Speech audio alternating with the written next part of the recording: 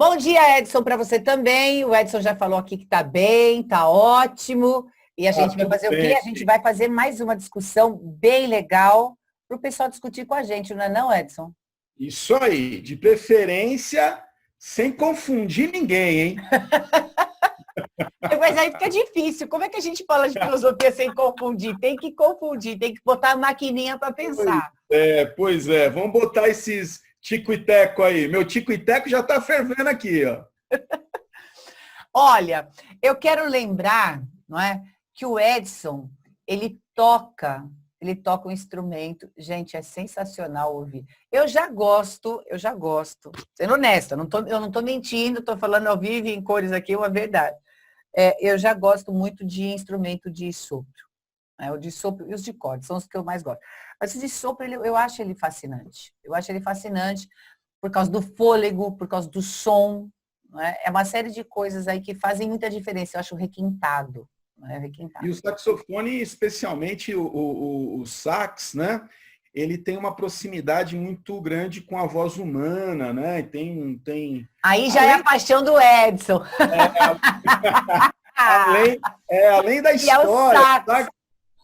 o sax, além da história de ter sido um instrumento renegado, né? Assim, que não participou muito da corte europeia, foi um instrumento adotado pelos músicos estadunidenses ali do sul dos Estados Unidos, no Mississippi, que fundaram lá o jazz, mas isso é história, e isso daí vai longe, né? Mas é muito legal. A música é uma arte fantástica. Sim. E você sabe que a primeira vez que a gente viu você tocando, eu falo a gente porque os meus filhos foram alunos do Edson, não é? Hoje não são mais, já estão mocinhos, já passaram da fase do colégio. E aí eu estava junto deles quando eles viram o Edson tocando sax pela primeira vez. Eles ficaram fascinados, falaram assim, nossa, putz, o Edson é um deus. Foi o comentário do Vitor, Edson. Edson é um Ah, deus, figura. cara, olha ele tocando isso. Mas é porque assim, olha, somou aí uma série de coisas. Ele ficou muito emocionado mesmo. Eles ficaram e o Vitor não se conteve, né? Ele externou.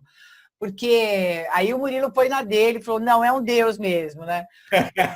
Figuraça.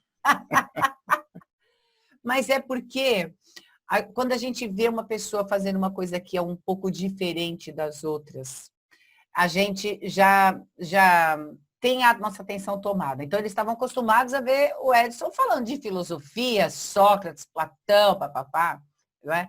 E aí vê o Edson no palco tocando sax, que já é, por si só, o sax já é super chique, eu acho, né? Aí o som dele é fascinante. Menino, causa um impacto muito grande. Causa um impacto muito grande. Então, essa diferença, né? Como que a gente pode falar? Essa habilidade diferente, esse dom, não é? Acaba chamando muito a atenção. Opa! Para tudo aí! A Eu gente para, a gente sabia, para, a gente para. O que você eu, quer falar do eu dom aqui? tinha certeza que a gente ia bater nessa teclinha aí. Essa teclinha é danada, rapaz. Olha só, para todo mundo que está com a gente aí, essa coisa do dom, né? O dom é uma palavrinha, viu? Que palavrinha danada essa. E para variar, Lu, eu vou colocar uma pitadinha filosófica aqui nessa história, não é? Não pode faltar, não pode faltar. Senão, não tem graça, né? Não. Olha só, quando curioso, né? Foi o Vitor que falou, pô, é um deus, né? É.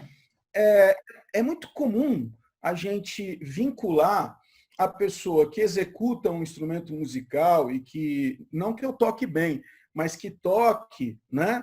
Que exerça essa arte com bastante maestria, a gente fazer uma ligação divina, como se essa pessoa tivesse recebido um canal divino e que a partir deste canal divino ela pudesse descobrir coisas, técnicas, sons que ela não descobriria se não fosse esse tal dom, não é?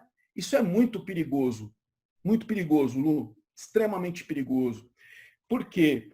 Porque quantas e quantas pessoas não vão desistir da música, por exemplo, por dizerem, eu não tenho o dom, né? Quando, na verdade, eu sei que você vai me contradizer em alguma coisa, mas eu vou só concluir o raciocínio. Eu já estou aqui prevendo as pauladas que você vai me dar. Mas, veja, sem a experiência, sem o declinar-se sobre o instrumento, mas olha, seja o instrumento musical, seja o quadro do professor, seja o instrumento de trabalho, seja o bisturi, seja o papel do advogado, seja qualquer ferramenta, qualquer instrumento de trabalho, se não se debruçar sobre ele, não vai ter dom no mundo que vai te fazer alçar grandes voos. Eu sei que há controvérsias, mas Pois é, pois é. Mas vamos lá, vamos lá. De verdade mesmo, eu acho assim. Nós vivemos, né? Nós vivemos muito a partir das experiências. Né? A gente vive aprendendo, a gente fala isso. Né? Então, quando a gente fala em dom, como disse o Edson, aliás, eu aprendi com o Edson essa, tá? Essa eu vou contar. Que dom é coisa de filósofo. Fala para eles o conceito que você passou para mim sobre isso, que dom é coisa de filósofo. Vai lá, fala para gente. Porque, na verdade, o que acontece, Lu, é que tem duas correntes filosóficas que se estendem até os dias de hoje. Uma muito forte, que é a corrente platônica, não é? Que está embevecida com essa questão do dom, né? Porque acredita que a alma faz ciclos e, através desses ciclos, a alma porta consigo, não neste corpo falido, ou que vai falir, ou que vai entrar em falência. Certamente. Né? Certamente. Mas uma alma que porta consigo um conhecimento que é arrastado, né? Que é trazido de uma vida para outra. De um ciclo que o Platão vai chamar de reminiscência. Né? O que vai nos dar ao Platão e a nós a garantia de que nós não aprendemos, nós nos lembramos. Olha que bonito. Eu acho sensacional isso, né? É lindo demais. É lindo. Eu sou Platão demais. Assim, na veia. É lindo demais. É lindo demais até chegar um menininho, Aristóteles, né? Para dizer que nada, absolutamente nada, nos chega ao intelecto sem antes necessariamente passar por pelo menos um dos meus 5 sentidos, né? Sim, e aí daí ele vai usar o aqui e agora. Exatamente. A sinestesia, ou seja, botar a mão na massa, fazer, para daí você aprender pelas percepções que a gente tem, porque a neurolinguística também fala isso, né? Que a gente vê o mundo. Só para a gente não dar impressão aí para os nossos queridos que estão conosco aí e que nos dão o privilégio da audiência, para não dizer, mas é só Aristóteles e Platão? Não. Não. A gente pode estender uma linha aí, né? E colocar nessa linha de Platão diversos outros filósofos. Plotino, Santo Agostinho, Descartes, vários outros filósofos. E pegar nessa linha do Aristóteles aí, colocar outros vários filósofos. O que eu estou tentando dizer aqui, e o que a gente está tentando conversar, é que pouco importa o filósofo A, B, C ou D, mas que existe uma maneira de pensar, exatamente, que não é, que muitas vezes, e eu acho que esse que é o nosso papel aqui, né? Talvez um papel importante, que é dizer para as pessoas, não necessariamente o João, a Maria ou o José, mas a forma como se pensa é filosófica, independente do João, da Maria, do José, do Platão, do Aristóteles ou do Descartes. Né? Inclusive, não depende de as pessoas terem conhecimento de quem foi que pensou isso primeiro. Porque o que é mais legal aqui das nossas conversas é justamente a gente trazer a ideia de que a filosofia é muito presente neste momento. No aqui e no agora. Aí a pessoa fala assim, não, filosofia é coisa para quem não quer, é para coisa gente louca. Não, a gente vive filosofia o tempo todo. É isso que a gente prega desde o nosso primeiro programa aqui, porque são as formas de pensar. Até o que a gente viu acontecer na política recentemente tem a ver com esse assunto de que nós estamos falando hoje, que é racionalismo e empirismo, em outras palavras, né? E o racionalismo é, no final das contas, você usar a razão, o aqui, o agora, aquilo que você aprende, porque você tem capacidade para racionalizar, para pensar e trazer a razão. O empirismo, de uma forma simples, tá? Modéstia à parte, eu estou assim, humildemente falando aqui com o Edson sobre isso, porque o empirismo, nessa hora, vai trazer para a gente que é a experiência que faz a gente saber. E, até porque a palavra empiria, né, do grego, né, Lu, empiria, é experiência. Experiência, isso. Exatamente. Então, empirismo, né? Sim.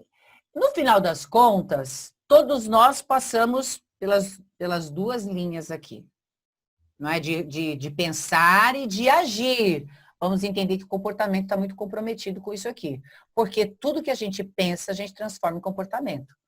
As pessoas podem, nem todas são avisadas disso, mas é bom que você saiba, não é? Tudo que você pensa sobre o outro e sobre você vira seu comportamento. Isso não tem como escapar, independentemente de você ter usado a razão ou não importa. Não importa. Mas eu vou falar para vocês assim, que o racionalismo isso é o que o homem tem e o que o diferencia do restante. Independente de você acreditar que você tenha vindo com aquele conhecimento prévio, ou que você adquiriu esse conhecimento através de uma experiência qualquer, que inclusive você possa nem se lembrar. Sim, é por isso que eu estava colocando aqui, assim, na verdade, o meu ponto de vista. A razão, ela existe para a gente porque a gente tem o neocórtex, né? A gente tem a mente que pensa. Então, é isso que nos diferencia do restante dos seres. Por isso que o homem se acha, não é? Mas não seria esse o motivo exato para a pessoa ficar se achando. Entretanto, é o que diferencia, é uma característica da mente humana que diferencia, eu gosto de chamar de dinâmica cerebral. É uma dinâmica cerebral que diferencia das outras dinâmicas cerebrais, né? Então, a gente tem a capacidade, sim, de pensar. Por isso que a gente está aqui conversando, porque a gente está pensando, né? Pois é, Lu, a verdade é que na verdade, uma resposta... na verdade, nós estamos aqui discutindo uma pergunta que foi feita há 4, 5 séculos antes de Cristo e se estende até hoje. Até hoje. Nós estamos aqui justamente conversando sobre isso, que é como o homem, e quando eu digo homem, como o ser humano, adquire conhecimento. Sim. Exatamente, como a gente aprende, como a gente se comporta, como a gente vive. Porque eu fico aqui discutindo comportamento, não é? Já que eu vou para a neurolinguística e o Edson vai lá para a filosofia, gente. Por isso que a gente fica nesse embate aqui o tempo todo, né? Mas no final das contas... Dá certo. E no final das contas, a gente vê também que a filosofia começou lá atrás, como ele acabou de lembrar, e ela continua trazendo aqui muita influência. Não é? Até mesmo para a ciência.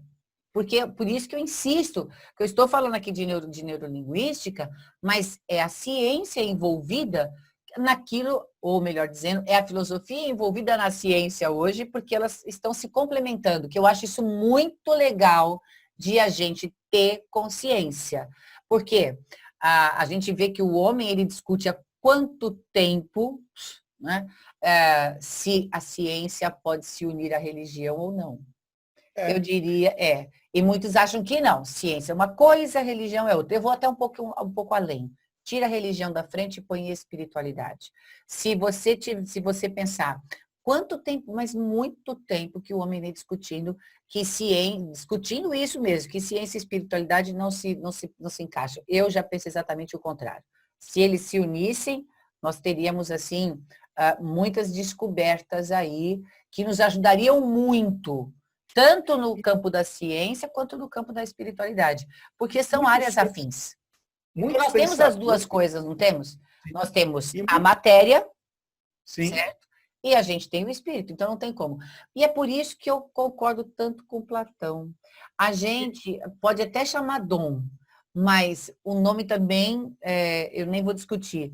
No que eu acredito, que nós temos sim as nossas reminiscências, que a gente traz, sim, tudo que o espírito vai aprendendo, ele vai acumulando e depois vai se renovando à medida em que o homem determinar isso. Então, eu acho que a gente vive muito de experiência, mais de experiência do que de ação, do que da razão, na verdade. São questões muito amplas, né? Vamos pensar aqui em 2 exemplos que eu gostaria de compartilhar com os nossos queridos e queridas aqui que estão conosco. Eu tive a oportunidade, Lu, de ser, logo quando comecei como professor, eu fui professor de uma escola inclusiva.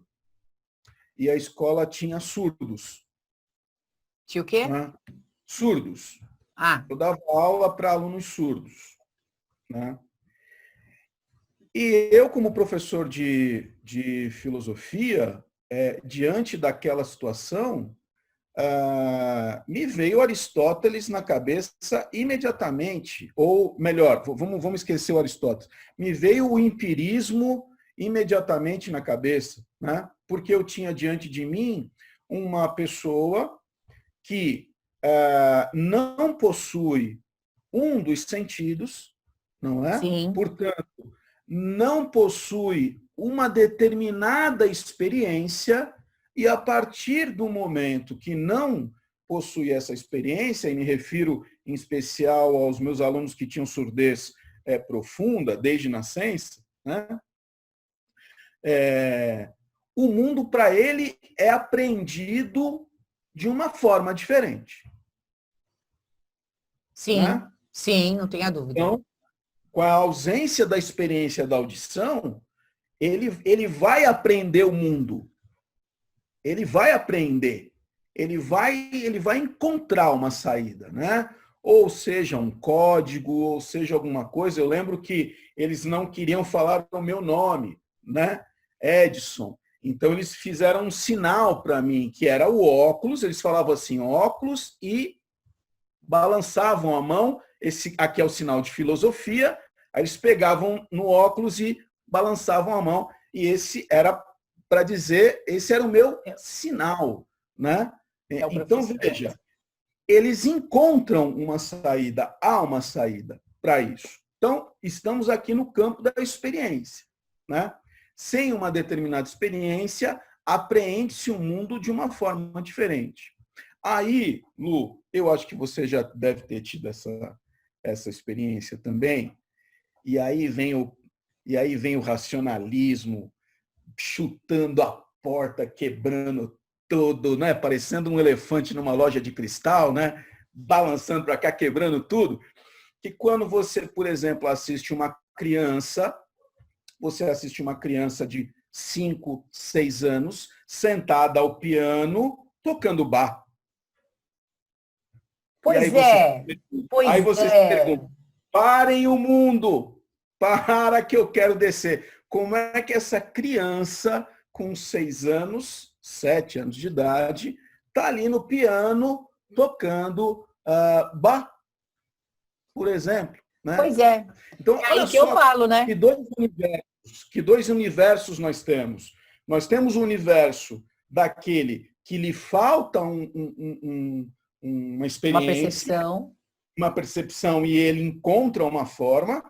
E nós temos aquele que não sabe nem o que é uma semicolcheia, né? E tem muita gente que está nos ouvindo aí que não sabe o que é uma semicolcheia, é uma notinha musical, e que está lá sentado no piano tocando uma peça.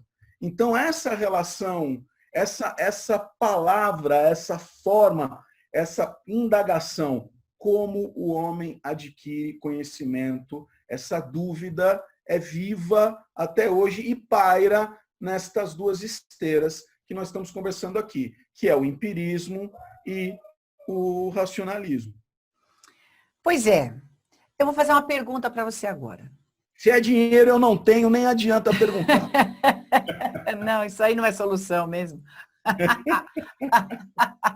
Ai, Deus. Não, a pergunta é, qual das duas formas de proceder você acha que... Qual delas impera? Qual delas é mais forte no homem?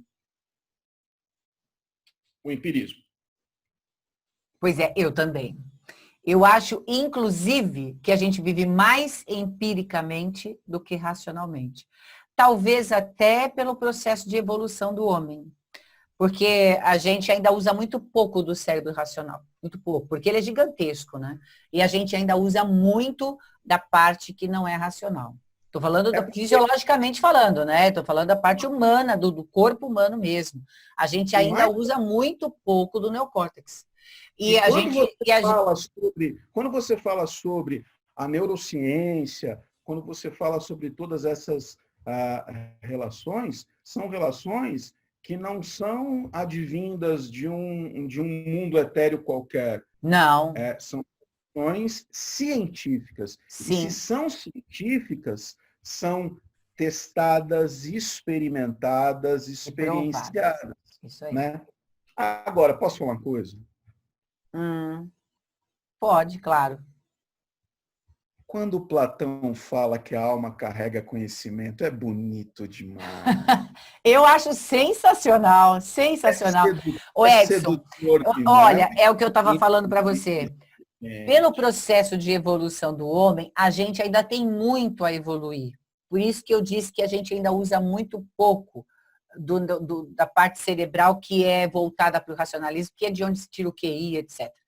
E você vê que dentro desse processo de evolução, eu entendo que à medida que o tempo for passando e a gente for exercitando mais ainda o nosso cérebro, que a gente não para de fazer isso, certamente a gente vai usar mais do cérebro racional. Entretanto, olha que coisa interessantíssima, não é? O que o homem vem descobrindo nos últimos tempos? Que o QI não é o que define, não é, um homem pela sabedoria dele. Pela inteligência comportamental, não é o QI que define o homem. Olha que legal isso. Isso é para a gente pensar muito. Por quê? Porque a gente vê hoje na prática. Se você, por exemplo, hoje está em transição de carreira, ou tem de começar uma carreira, ou está desgostando dela, você tem que pensar nisso que eu vou dizer. Se você tem filhos, adolescentes que vão ingressar em alguma carreira, você precisa quer ajudar esse pessoal, esses seus filhos. Tudo isso para a gente é uma coisa muito importante. Pensar sobre o mundo em que a gente está vivendo é importante. Eu sempre digo que o mundo corporativo, ele traduz mais a realidade em que a gente está vivendo do que todas as outras áreas de conhecimento que nós vivemos. Política, educação, nada disso acompanha a realidade e transforma ou leva a sociedade se não é o mundo corporativo. Por isso que eles acabam assim dominando muita coisa, né, da sociedade. E o que o mundo corporativo hoje entendeu? Que o valor do homem não está no tanto que ele estudou. Não está no tanto que ele aprendeu agora, nessa vida, eu quero dizer, para ser bem aristotélica. Não está aqui, porque esse é o conhecimento técnico que nós chamamos de hard skills. Então, as competências técnicas, elas são importantes, mas elas não definem aquele ser humano como competente. Certo? Que era um pensamento antigo que nós tínhamos e que a gente pode não prestar atenção, mas tem uma importância gigantesca na prática do dia a dia. Porque é como se ensina a criança na escola, por exemplo, que é com base no QI. Por isso que antigamente o professor olhava para sua cara e falava que você era burro. Que se ele fizer isso hoje, ele está enquadrado. Mas antes fazia. Antes, O professor ameaçava o aluno. Você não estuda, você é burro, você vai repetir, porque eu vou te reprovar. Não importa quanto você tire de nota. E eles faziam isso, gente. Eu não estou aqui para recriminar o professor. Eu estou aqui para mostrar como é a mentalidade de uma época, certo? Que não faz tanto tempo assim, porque estou falando de quando nós éramos crianças, certo? E para a época de agora. E não faz tanto tempo assim mesmo, passou muito rápido. E o que não faz. Vai, segue o jogo, segue o jogo, segue o jogo. E se você avaliar hoje, o QI tem muito menos importância, porque não é isso que mede a competência, a habilidade, a expertise de uma pessoa. O que a torna propícia para o mundo corporativo é o comportamento dela. Se ela é inteligente o suficiente para saber trabalhar em grupo, para saber conversar com o outro, para saber comunicar-se, vender o produto dele ou o serviço dele. Enfim, tudo está na comunicação e no comportamento. Você entende? E veja, isso ninguém ensina na escola para ninguém. Isso, em casa, a gente aprende sem saber, sem ter consciência de que aprende, porque tudo isso é experiência. E essa parte da sabedoria do comportamento da comunicação, portanto, eu digo para você, ela não é ensinada, por isso que eu falei, ela não é ensinada na escola. E o pai e a mãe, eles até ensinam, mas dentro do conhecimento deles, e o filho não se atém apenas ao conhecimento do pai e da mãe. E não copia somente o modelo deles. Até 5, 6 anos, é uma média aí que a ciência traz, o filho só tem como verdade aquilo que o pai e a mãe dizem, falam e fazem. Partiu daí, ele começa a ter outras experiências. Hoje, você vê, a criança ela fica muito no mundo do computador, da televisão, então ela vai apreendendo tudo que está no universo exterior a ela. Então ela vai somando com aquilo que o pai e a mãe trouxeram. Na adolescência, por que tanta briga? Porque na adolescência, o adolescente começa a ter consciência de que ele também pensa. Porque até ali ele achava que pensava, mas não era assim não. Até ali ele estava copiando, tá? Na adolescência ele tem aula de filosofia. E Aí ele começa a falar assim, peraí, mas eu acho que isso não é verdade, eu não concordo bem com isso. Percebe como a criança, o que a televisão mostra para ela é uma verdade, né? Depois de um tempo ela começa a questionar. Quando ela começa a questionar, é porque ela está entrando na adolescência. E aí as idades vão depender muito de cada um. Porque ela tomou experiências exteriores, começa a ter consciência de quem ela é, daí ela mistura a verdade dela com as verdades que vêm de fora. E aí começam as brigas de gerações. Por quê? Experiência de vida. Olha que interessante. E o pai e a mãe brigam com o filho, não porque querem o mal do filho, mas porque pela experiência deles, o que eles querem dos adolescentes? Eles querem que os adolescentes não passem por tudo que eles passaram. Para quê? Você vai ficar sofrendo com tudo aquilo? Eu já sei o que vai acontecer com você. Não é assim que o pai faz? Eu já sei, o melhor que você tem que fazer é isso aqui. Então aí vem os conflitos. Outra coisa, forma de pensar. Esse programa é bom, filho. Pai, para com isso, aqui já é ultrapassado. Não acontece assim? Então, os conflitos todos dessas épocas, eles surgem a partir do empirismo, em primeiro lugar. São as experiências vividas. Olha que interessante. Aí vai para a razão depois, né? Tem algumas coisas aí que vale a pena a gente ressaltar, viu, Lu? Porque nós temos tantas e tantas experiências. Eu vou citar algumas aqui, bem rapidamente. Eu dou uma aula eletiva na escola sobre fotografia. Aliás, é o meu campo de pesquisa. Eu pesquisei sobre fotografia, escrevi um livro sobre fotografia, inclusive. Se a gente quiser um dia sortear aqui para os nossos, para as pessoas que nos acompanham aqui, vamos sortear um livro meu aí, autografado, bacana. Espero que goste também, um livro sobre fotografia. E estou dizendo isso, né? Estou fazendo esse jabazinho aqui, por quê?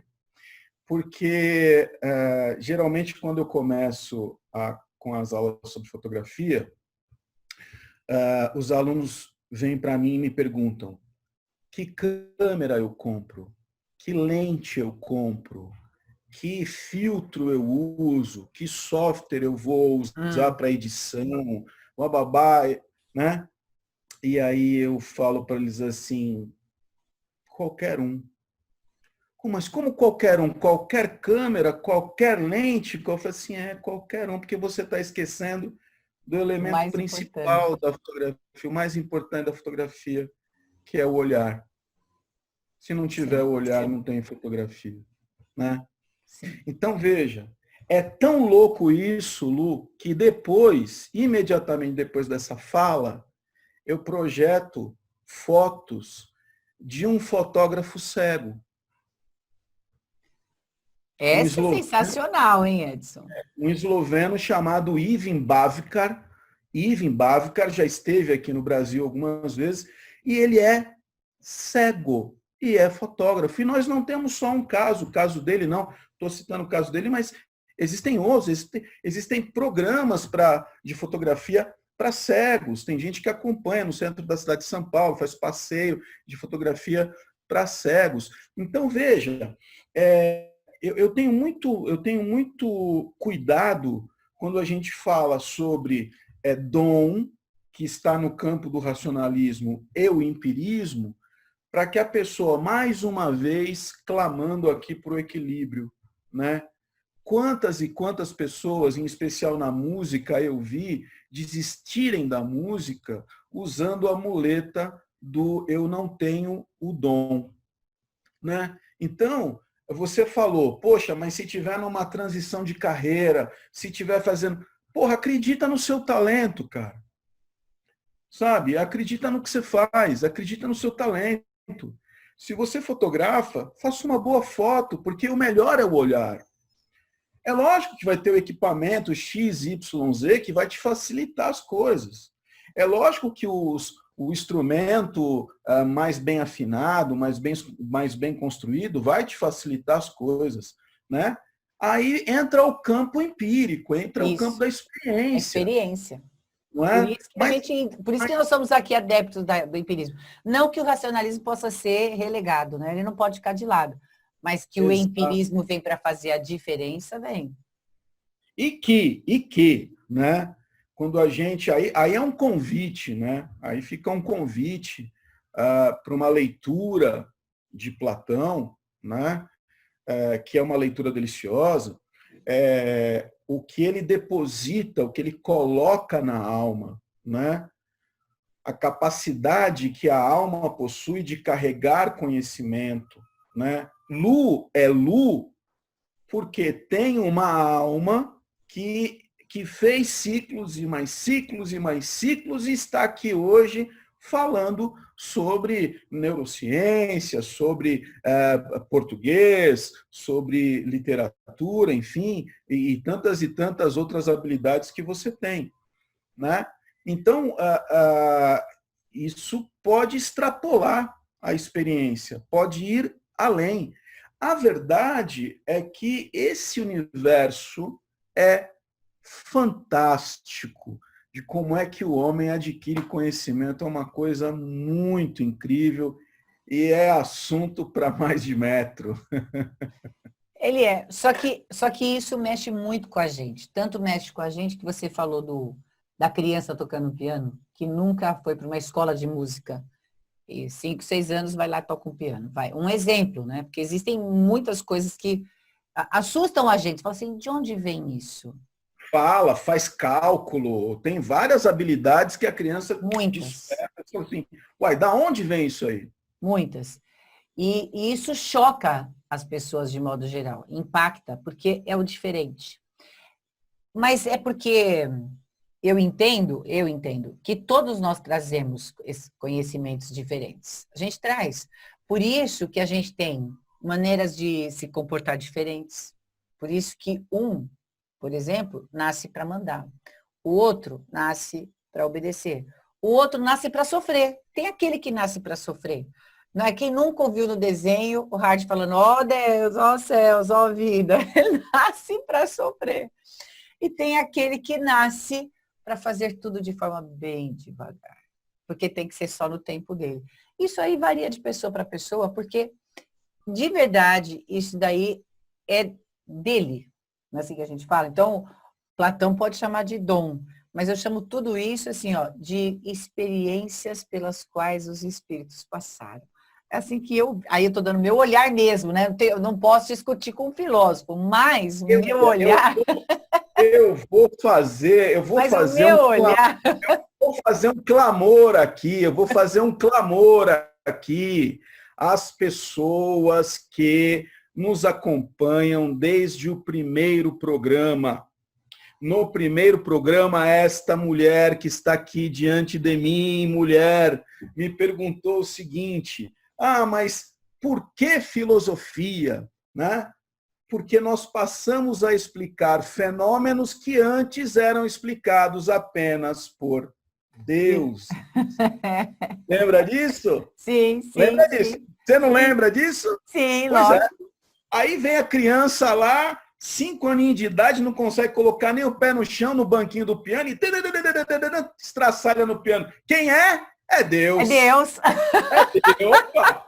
É Deus. Só Deus explica isso. Só Deus explica. Então, a gente, olha só como a gente dá voltas, e a gente chega no mesmo lugar.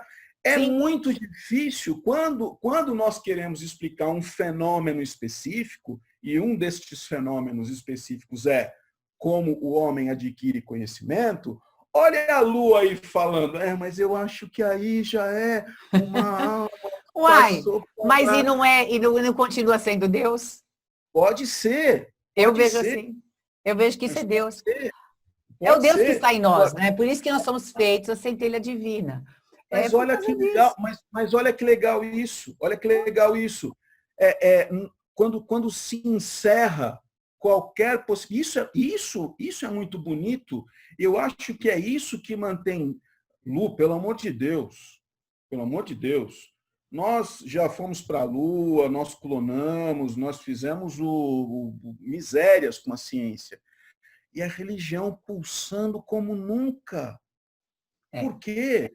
Porque esses fenômenos são demasiadamente grandes para o nosso entendimento. E passar por cima disso é impossível. É impossível. É impossível. Por isso que eu chamei a atenção do menino toca o piano que impacta. Então, por que impacta? Porque aí foi legal você lembrar dessa nossa fala, porque quando eu falo de trazer essas lembranças no espírito, eu não estou chutando aqui alguma coisa. Eu falo, eu acho, no sentido de colocar um ponto de vista meu, como eu enxergo como verdade para mim. Mas não porque eu acho isso que eu tirei do nada. É porque eu entendo que é assim que funciona. Porque existem aqueles que não acreditam em outras vidas. Existem. E eu lembro que na época, faz 4 programas, 5 programas talvez, eu lembro que na época, coisa de velho falar na época, eu lembro que na época nós dissemos o seguinte: ora, se apazigua, Tá tudo certo. Tá tudo certo. Tem nada errado. Existe aquele que vai falar, não, para mim é só razão. Ok também. Seja feliz. Vai lá. Não, mas eu acho isso. Por isso que foi bom você lembrar essa fala, porque quando eu falo isso de trazer no espírito, que tem a ver com o empirismo, eu enxergo aí a nossa centelha divina mesmo. Eu enxergo exatamente, não mudei a fala, não. É só a forma de falar, porque a gente está falando da corrente filosófica. Mas que no final das contas... Mas, Lu, olha, não tem um aluno conhecedor, tá certo? Que tenha uma aula sobre o ciclo das almas em Platão, a reminiscência, que não se refere a Kardec. Não tem como. E na faculdade, a mesma coisa. O cara tá, por mais crítico que ele seja, ele tem essa assim, peraí. É que, na verdade, o que acontece? A grande pergunta é como se adquire o conhecimento, porque o conhecimento é fantástico, seja ele fruto da experiência, porque nenhuma experiência é igual a outra, não é? Ou seja ele um conhecimento que aparentemente foi nos dado por um canal específico, exclusivo, pronto para nós, separado. Esse canal aqui é da Lu, vou mandar esse conhecimento aqui para a Lu e que seja feita essa coisa. Mas isso é muito legal. Isso é muito legal porque a gente fecha com essa sua fala. Ah, que pena, tá acabando, mas esse é o fechamento mesmo, né?